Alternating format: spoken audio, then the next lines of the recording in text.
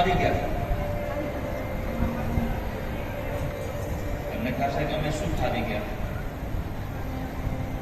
તો બસ એ જો તમને આ ઉનાળામાં અહીંયા ચૈત્રી નવરાત્રિમાં અહીંયા કથા મળી 30 તારીખથી લઈ અને 5 તારીખ સુધી આપણી આ કથા અહીંયા ચાલવાની 21/5 થી 27/5 ફરી પાછી રાજકોટમાં કથા છે.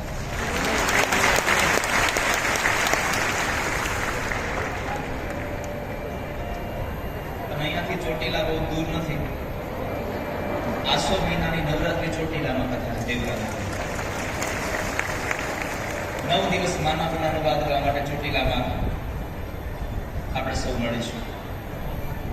અને વિક્રમ સંવત 2082 નવું વર્ષ, એ નવા વર્ષની બીજી કથા રાજકોટમાં છે.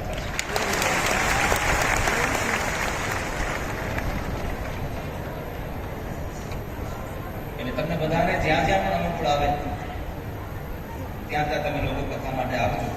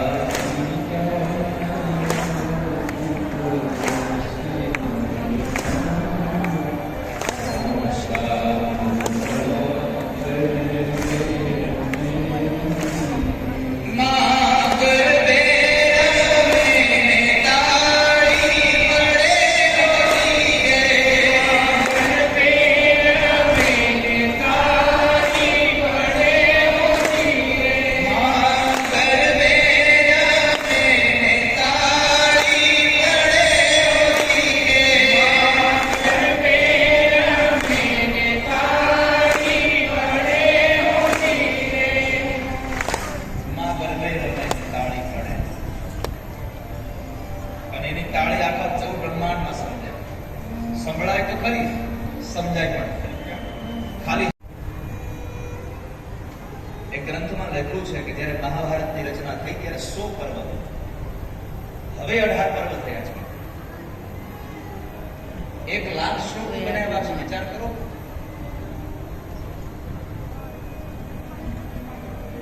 એટલા દિવ્ય દિવ્ય ગ્રંથો લખ્યા છે ભગવાન વ્યાસ.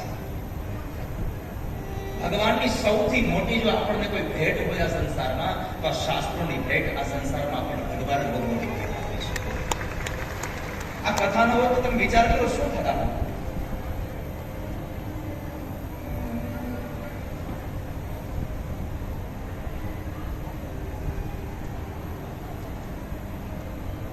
પરમાત્માની આ દિવ્ય કથા. હમણાં છેલ્લે ગાંધીનગરમાં કથા હતી ત્યારે વ્યાસપીઠથી અનાયાસે એક મનોરથ પ્રગટ કર્યો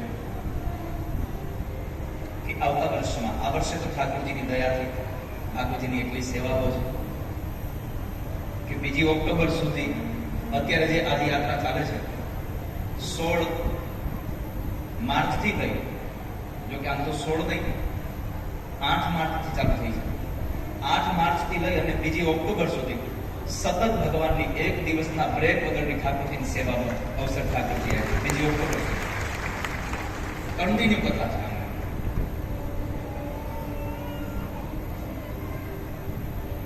તો ગાંધીનગરમાં કથા હતી અને એક વ્યાસપીઠથી અનાયાસે મહાભારતમાં આવી રીતની કથા કરતો હતો અને મને થયું કે આવતા વર્ષમાં 2026માં મહાભારતના અનુશાસન પર્વ પર ઠાકોરજી જ્યાં કરાવે ત્યાં અનુશાસન પર્વ પર કથા કરવી કે જેના જીવનમાં અનુશાસન છે એનું જીવન ક્યાં પહોંચે છે અને જેના જીવનમાં અનુશાસન નથી એ ક્યાં પહોંચે છે. આવી એક કથા ઠાકોરજી જ્યાં પણ લઈ જાય.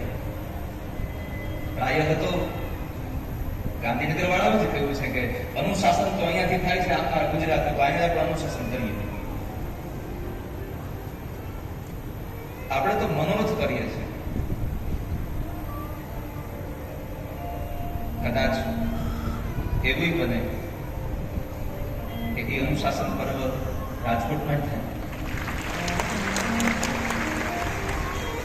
કદાચ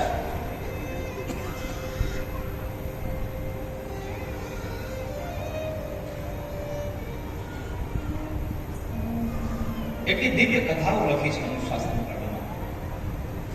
એમાંય દાદા ભીષ્મ જ્યારે અંતિમ શ્વાસ લે એની કથા અનુશાસન પર્વમાં. અને એમાં યુધિષ્ઠિર સાથેનો સંવાદ. યુધિષ્ઠિર ના પાડે, હું રાજગાદીએ નહીં બેસું. ત્યારે રાજધર્મ, દાન ધર્મ, સ્ત્રી ધર્મ, આ બધા જ ધર્મોની કથા, બધા જ ધર્મોની વાત દાદા ભીષ્મ જ્યારે યુધિષ્ઠિરને સમજાવે, ધર્મ શું છે, રાજધર્મ કોને કહેવાય, દાન ધર્મ કોને કહેવાય, સ્ત્રી ધર્મ કોને કહેવાય, આ અનુશાસન પર્વમાં.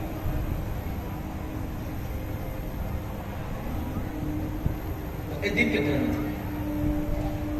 મારા તમને મહાભારત માની ગયો છે.